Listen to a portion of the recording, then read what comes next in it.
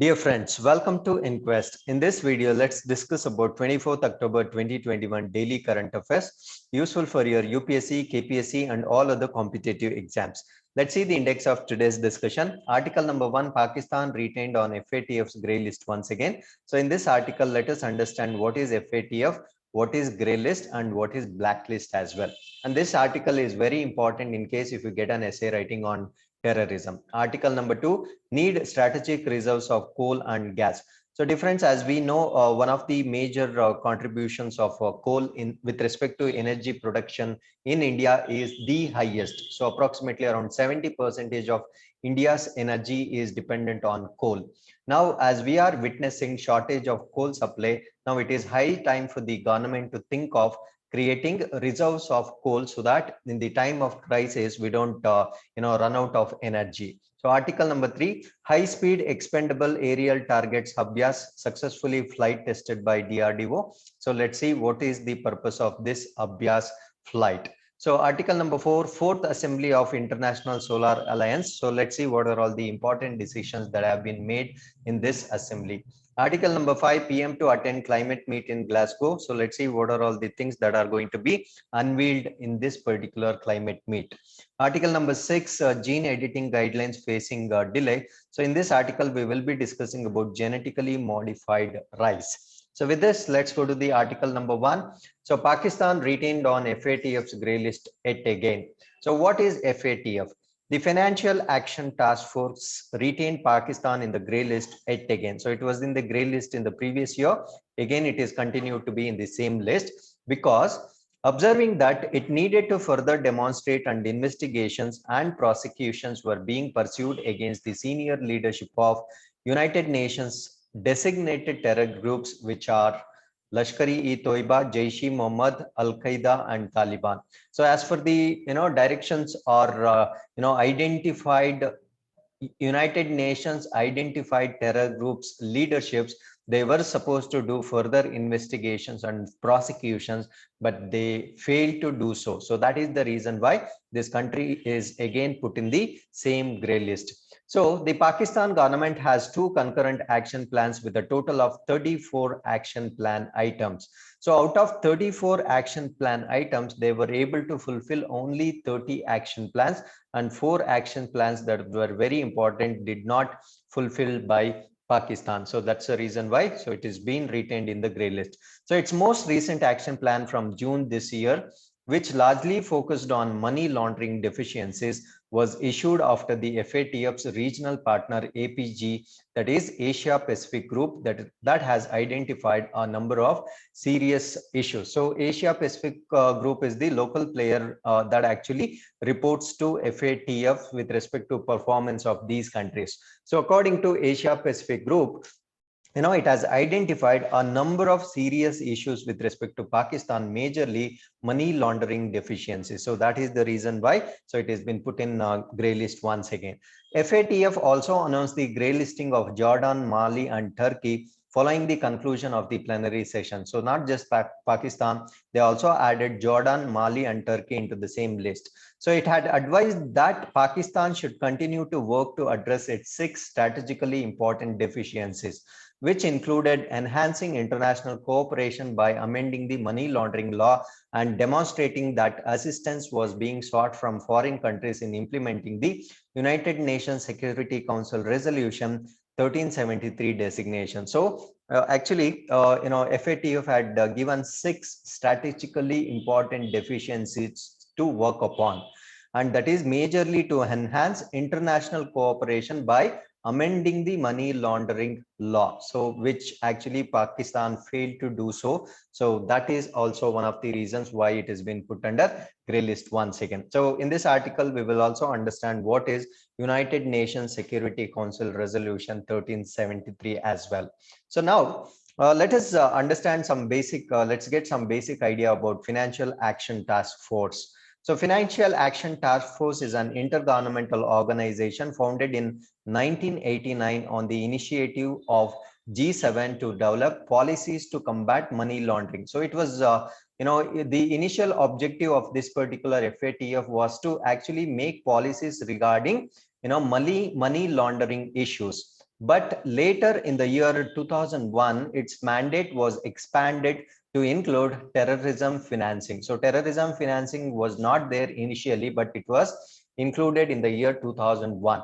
The objectives of FATF are to set standards and promote effective implementation of legal, regulatory, and operational measures for combating money laundering, terrorist financing, and other related threats to the integrity of the international finance system. So any policies that are almost related to maintain the integrity of the international financial system, at the same time the legal, regulatory, and operational measures for combating money laundering, and major focus on terrorist financing. So these are the objectives of FATF right now.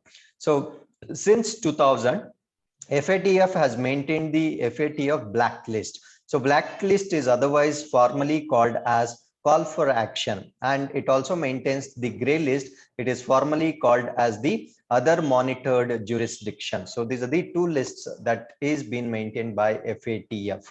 So FATF secretariat is located at the OECD headquarters in Paris. So at the time of its formation, FATF had 16 members, now which by 2021 had grown to 39 members.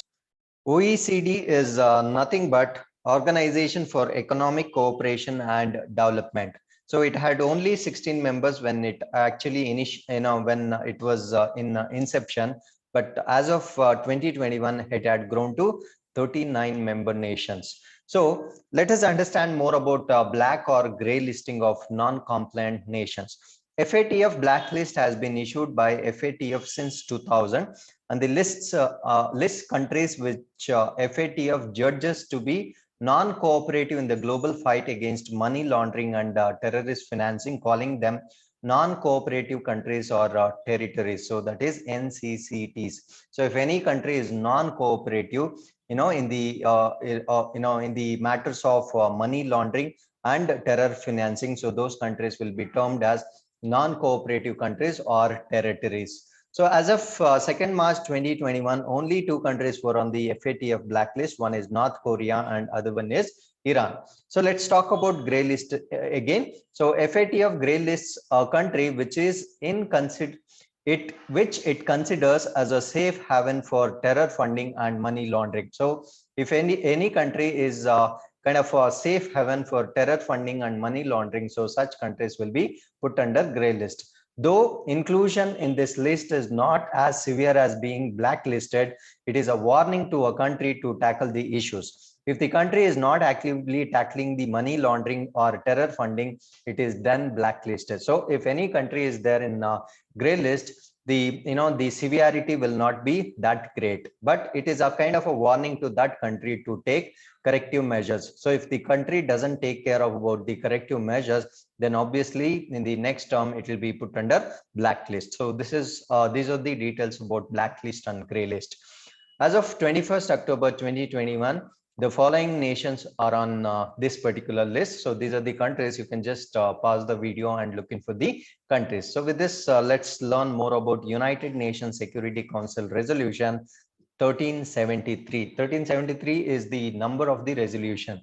So United Nations Security Council Resolution 1373, adopted unanimously on 8 September 2001, is a counter-terrorism measure passed following the 11 September terrorist attack on the United States. So as we all remember, this 11 September terrorist attack on United States. So after this incident, so this resolution, that is United Nations Security Council resolution, was passed. So major objective is to counter terrorism.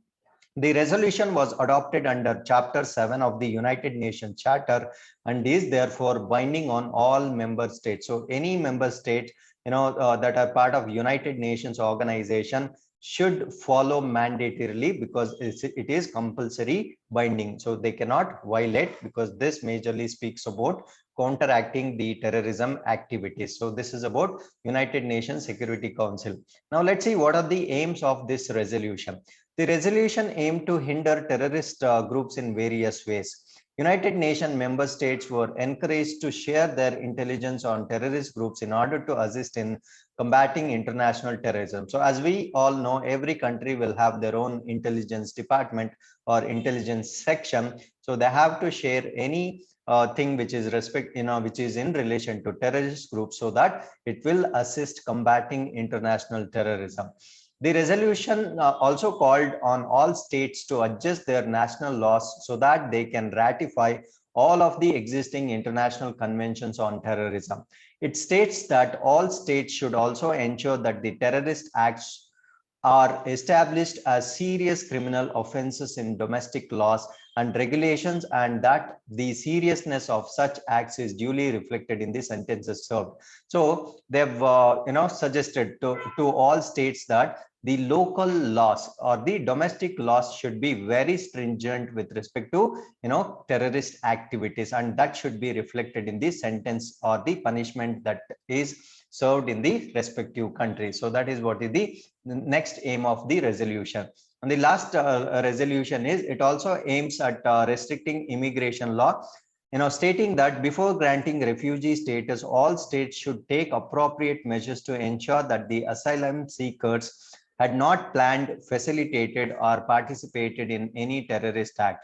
So if any person, if he or she is seeking refugee status in any particular country, it becomes the responsibility of that particular country. So he will be termed as a asylum seeker, because he will be seeking to get refugee status in your respective country. So before granting such status of refugee, the country has to check if that person had not planned, facilitated, or participated in terrorist act. So if any person is found doing so, like planning or facilitating or participated in terrorist acts, so that refugee status should not be given for those particular people. So that is the next aim of the resolution. So with this, let's go to the article number 2, need strategic reserves of coal and gas.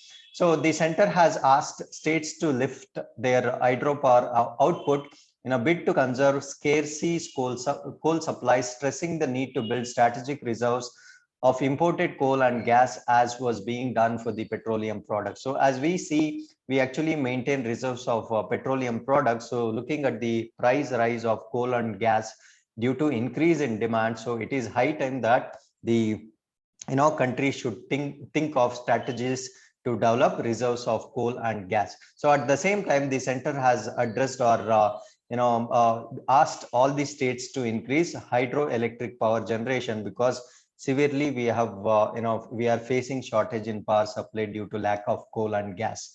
So at least in the foreseeable 10 years or so, all the countries, especially major economies, will be dependent on fossil fuel supply for base load and for grid balancing. So we have been working hard, most of the countries across the globe are working hard to use renewable energies, but it is not possible to change over to new methods of energy production. Probably at least for next 10 years, we may have to dependent on same conventional sources of energy. So looking at this, at least for next 10 years, most of the countries, especially the major economies, will be definitely dependent on fossil fuel supplies. So that is the reason why. So it is mandatory, or it becomes kind of a compulsion now to think of creating reserves of coal and gas, looking at the scarcity of the supply that we are facing right now. So India had 17,000 megawatt of power plants based on imported coal. So look at this number. So we are dependent on imported coal to produce 17,000 megawatts of power, and 24,000 megawatts of power depends on the gas field plants, which virtually go out of play when prices rise too high. So obviously, when the demand increases, the prices are going to soar up. So as the prices increase, the major percentage of power generation in India is going to be paralyzed. That is approximately 17,000 megawatts that is dependent on the imported coal. So it is not indigenous coal. So it is dependent on imported coal. So that will be paralyzed. At the same time, 24,000 megawatts of gas-filled plants will be paralyzed. So that will be halt to the major energy supply in the country. So many countries have started keeping strategic reserves. So already many countries have started reserving the coals. So because when it comes to a crunch, every country will meet its needs first, obviously. So when there is a crunch situation, they don't give it away to some other country. They want to fulfill the needs of their own country. So to do so, we need to have, reserves of the same. So a surge in power demand combined with the fall in the import due to high global coal prices have led to supply disruptions and power cuts lasting up to 14 hours a day despite record supplies from state-run Coal India. So there are two things which are bothering now. One is there is increase in demand of power supply. At the same time, there is a decrease in the amount of coal due to high coal prices have led to supply disruption, and we are witnessing about 14 hours power cut almost every day despite record supplies from state-run Coal India. So even we have our own indigenous power generation. Even then, so we are facing 14 hours of power cuts every day. So that is due to increase in demand. At the same time, the coal prices have gone up. So most of India's 135 coal-fired power plants have fuel stocks of less than 3 years only, 3 days only. So the stocks, if we don't get a fresh stocks of coal, the existing stocks in India will get exhausted completely within 3 days. So after which we will not have any source of energy generation. So, and why it is important? Because coal accounts for more than 70% of India's power generation. Imagine. So if we are not able to fulfill or keep this momentum to an extent of 70% of power generation, imagine the consequences that we might face in the future. So India, it is the world's second largest coal importer. So we are second largest coal importer among all the countries, with the world's fourth largest reserves.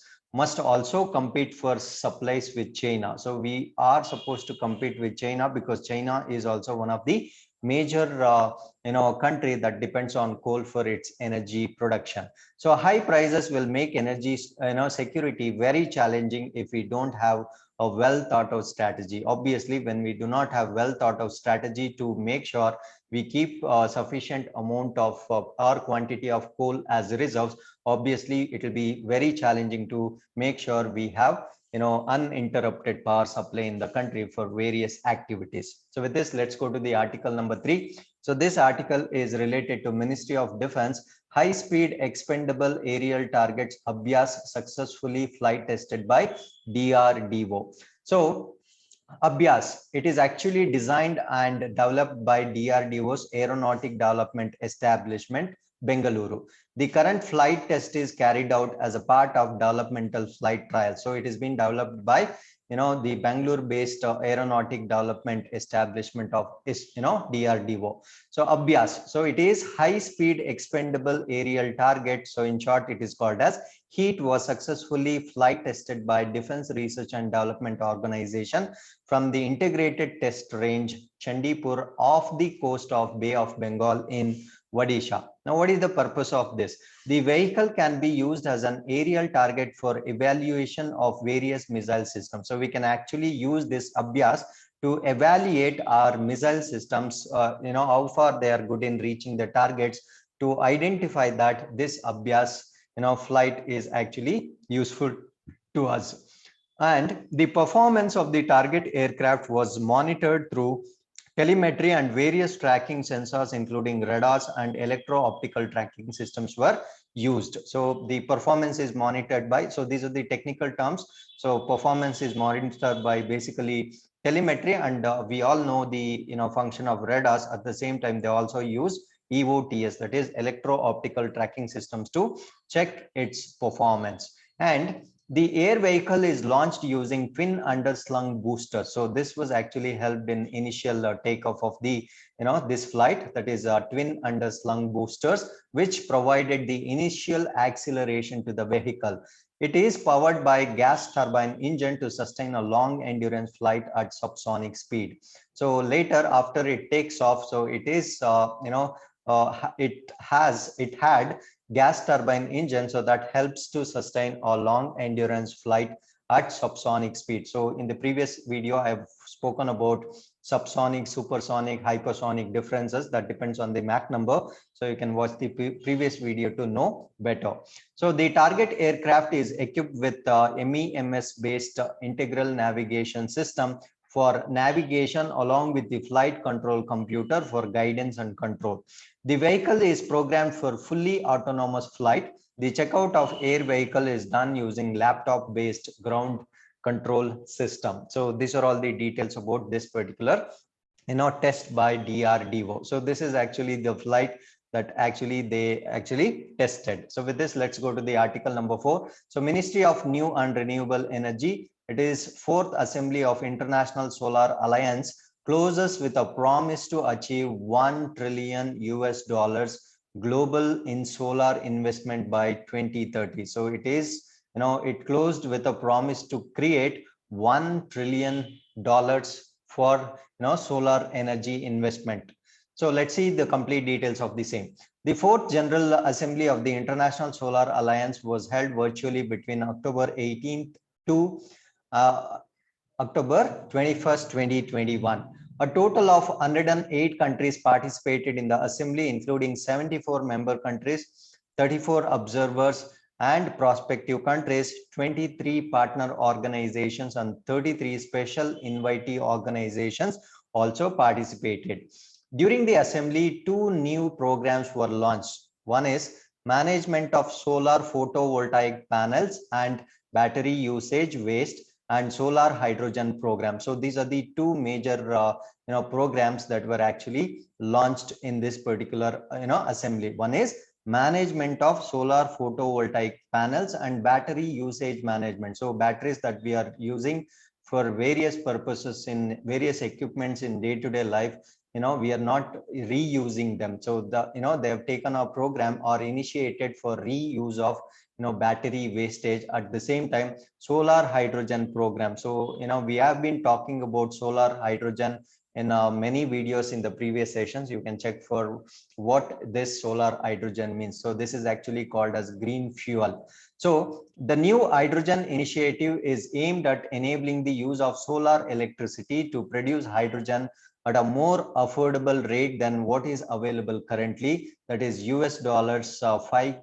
per kg, by bringing it down to $2 per kg. So by using hydrogen from solar, generating solar electricity to actually produce hydrogen, that reduces our current expenses from 5 per kg $2 to $2 per kg. So making hydrogen cost competitive with natural gas presents major challenges for both supply and performance. So right now, so we have been dependent on natural gas in case if you want to generate green hydrogen, but creating or generating green hydrogen from solar and water, definitely it is going to help us both in terms of supply and performance will be increased, because we don't have to dependent on natural gas to convert it into green hydrogen, because it can be easily converted by using solar energy. Next, the discussion at the assembly highlighted that the MSME, micro, small and medium, small and micro enterprises clusters can replace diesel gensets. So right now they have been using diesel gensets with hydrogen. So this will be a remarkable change with respect to the revenues or expenditure, as well as reduction in greenhouse gases, so which are viable even at today's solar hydrogen prices. The discussions also focused on how International Solar Alliance's waste management program will be pivotal for the growing volume of waste and toxic materials, lack of waste specific legislation, and high cost waste treatment. So right now the batteries, as we spoken a while ago, so these batteries are not being reused, so that also creates a kind of pollution. At the same time, this waste treatment will also cost us high. So instead of that, so battery usage waste can be remodified or recycled or circular usage can be enabled so that we can avoid the costs on waste treatment, as well as it can be used again. So these are all the things that have been taken care in this assembly. And an update on One Sun, One World, One Grid initiative was also discussed at this assembly. Even OSOWOG. So what is this particular program or a scheme? This also we have spoken elaborately in the previous videos. You can just watch our check in our playlist. The concept of a single global grid for solar was first outlined at the first assembly of the ISA in late 2018. So this OSOW, or rather I would say one single global grid. So all the countries are connected to one single global grid.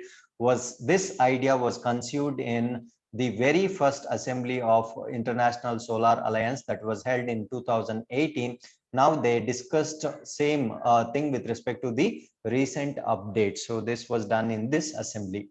So aiming to synergize its efforts and actions with other similar initiatives globally, OSOWOG has joined hands with GGG, Global Green Initiative, to form a unified GGI-OSOWOG initiative, which aims to contribute to collaborative rapid development of resilient grid globally, building on continental, regional, national grid infrastructure program. So this helps us to build one particular single grid that is titled as Global Green Initiative in the level of continent, then regional, national grid infrastructure programs, etc. So the International Solar Alliance also announced a partnership with Bloomberg Philanthropies to mobilize $1 trillion in global investment for solar energy across ISA's member countries. So they have partnered with Bloomberg Philanthropies because the assembly, as I told you initially, closed with a promise to generate $1 trillion economy to generate or use solar energy. The two organizations will work with the World Resource Institute. Two organizations in the sense, one is ISA, other one is Bloomberg Philanthropist, will work with World Resource Institute to develop a solar investment action agenda and a solar investment roadmap, which will be launched at COP26. COP is Conference of Parties number 26, which will be held in the month of November in Glasgow. So with this, let's go to the article number 5, PM to attend climate meet in Glasgow. So Prime Minister Narendra Modi will travel to Glasgow on October 31st to attend the United Nations Climate Change Conference number 26.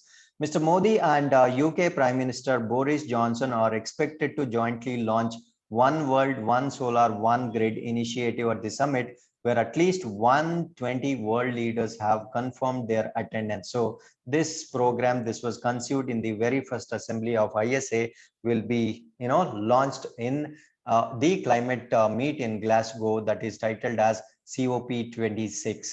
India was expected to update its nationally determined commitments to reflect its ambition to install 450 gigawatts of renewable energy by 2030. But the deadline for submitting updated NDCs to the United Nations ahead of the Glasgow meeting was passed on October 12 without the announcement. Actually, most of the countries, they have announced their nationally determined commitments. For example, other countries, they have announced like they will bring down the emission, anthropogenic emission to zero level by some year, let's say 2030 or 2040 or 2050. Similarly, India was also supposed to give its commitment, but India failed to give its commitment. So that is actually called as national determined commitment. So we were supposed to give the commitment by October 12, so but we failed to do so. So with this, let's go to article number 5, gene editing guidelines facing delay. So this article, we are talking about genetically modified crops. So I'll be making one complete detailed video on genetically modified crops, so you can watch the complete details on the same in the next session. So now in this article, let's talk about only the issue. Scientists at the Indian Agriculture Research Institute are in process of developing resilient and high yield rice varieties using such gene editing techniques, which have already been approved by many countries, and they hope to have such rice varieties in hands of Indian farmers by 2024. So to tell you in brief, the DNA of the crop rice is going to be modified, and this is going to help us in either increasing the nutrition value or yield of the crop. So such a variety of rice has been already approved by many countries, and in India it is expected to go to the hands of Indian farmers by 2024. So this kind of a change in the crop pattern or the crop itself is called as genetically modified crops. However, the proposal for Indian regulators to consider this technique as equivalent to conventional breeding methods, since it does not involve inserting any foreign DNA, has been pending with the Genetic Engineering Appraisal Committee for almost 2 years. So I'll just tell you in brief to understand. Let us say this is the DNA of the crop that we are trying to modify. Usually, in case of genetically modified crops, we take some desired character, the gene from some other DNA, and that can be inserted into the gene of the crop that we are trying to modify. But this time, the rice breed that we are talking about, they have not done or they have not borrowed gene from some other DNA. Instead of that, they have little modified the DNA within the same gene. Gene of the same DNA. They have not borrowed or they have not inserted any DNA into the crop that we are speaking about. So that can be compared with normal breeding method. So normal conventional breeding method, it is not a big change, so it can be as good as conventional breeding method. So to get the approval for such small change should not have taken so much of time. So that is this article is all about. So even then this is as good as the conventional breeding method. The Genetic Engineering Appraisal Committee is almost taken 2 years to approve now. Even now it is, we are getting a news that it will be approved by 2024. So another 3 years to, wait approximately. So the IARI, that is Indian Agriculture Research Institute, has previously worked on golden rice. So this is not the first time that we have been working on, GM crop of rice. So earlier, we worked on golden rice, a traditional genetically modified variety which inserted gene from other organisms into the rice plant, but ended trials over 5 years ago due to agronomic issues. So this is what I told you. In golden rice, the DNA was modified by taking the gene from other DNA.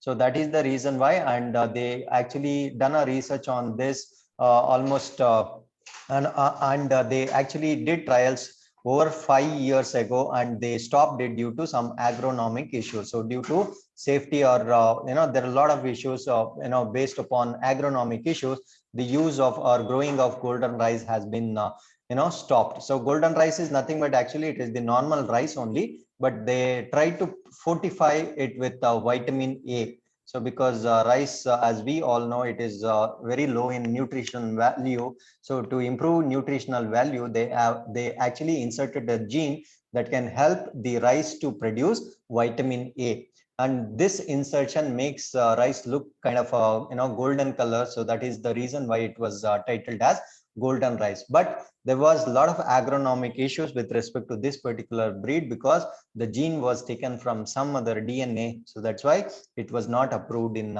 India. So the institute has now moved to newer technologies such as site-directed nuclease, SDN1 and 2. They aim to bring precision and efficiency into breeding process using gene editing tools such as CRISPR, that is clustered regularly interspaced short palindromic repeats. So I'll be talking about this particular technology, that is CRISPR. This is actually to tell you in brief, this CRISPR with Cas9, there is one more thing that will be added to this that I'll talk about everything in the detailed video on genetically modified crops. So these things are actually used. See, nucleases are nothing but the substances which actually cut DNA at a specific part. So these nucleases actually use CRISPR technology to make sure that they identify the gene appropriately and they isolate the gene that actually they are looking for. So this is the technology that has been that are in way vogue today in the genetically modified crops production. So in this case, just tweaking a gene that is already there in the plant. So as I told you before, so in the crop that we are talking about, they have not done or inserted any new gene from some other DNA. Instead of that, they have just altered or tweaked the gene which is already there in the plant without bringing in any gene from outside. So when a protein comes from an outside organism, then you need to test for safety. Obviously, when we insert a gene from some other DNA, then it requires safety studies. But we such insertion is not done this time. So but in this case, this protein is right there in the plant and is being changed a little bit, just as nature does through mutation. So as we all know, mutation, so in mutation actually the DNA sequence is going to be changed. So it is almost similar to the natural mutation is what is the claim. So but it is much faster. See, compared to natural mutation, this tweaking of DNA is much faster and far more precise than natural mutation or conventional breeding methods, which involve trial and errors and multiple breeding cycles. So it cannot happen at one go. There have to be a lot of trials and errors before we arrive at one particular modification. So this is what is about this genetically modified rice. So these are the articles for the day. So if you have any questions, you can definitely put in comments box. We'll be more than happy to answer to your questions. Thanks for watching. Namaskara.